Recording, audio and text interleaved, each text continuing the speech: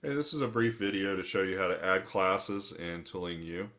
So once you've completed the 28 courses that CAJ has assigned you, you have 120 days with your license to do additional classes.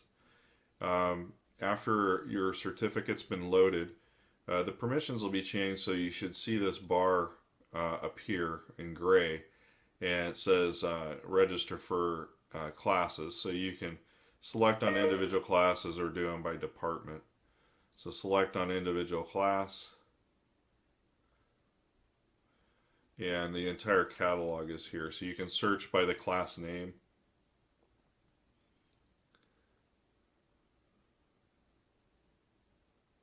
You just select start class and it'll add it to your program.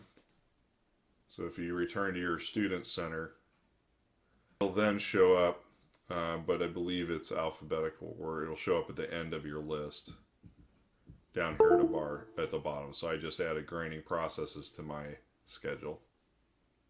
Okay, hope that helps, and have fun. And I would take advantage of as many of these classes as you can take before your license expires.